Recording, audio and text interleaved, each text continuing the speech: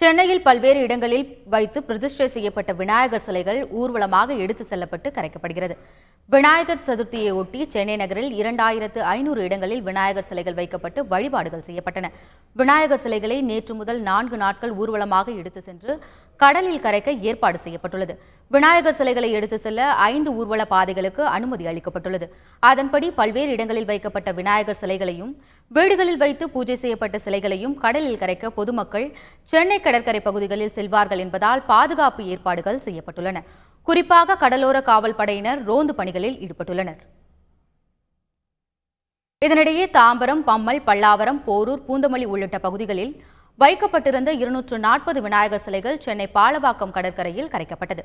கடற்கரைக்கு கொண்டு செல்லப்பட்ட விநாயகர் சிலைகள் கிரேனுக்கு பதிலாக டிராக் மற்றும் டிராலிகளில் ஏற்றப்பட்டு கடலில் கரைக்கப்பட்டது. அதேபோல் கயத்தாறு மற்றும் அதன் சுற்று வட்டார பகுதிகளில் வைக்கப்பட்டிருந்த 30க்கும் மேற்பட்ட விநாயகர் சிலைகள் ஊர்வலமாக எடுத்துச் செல்லப்பட்டு திருச்செந்தூர் கடற்கரையில் கரைக்கப்பட்டது. ஊர்வலத்தில் ஏராளமான பெண்கள் மற்றும் குழந்தைகள் கலந்து கொண்டனர்.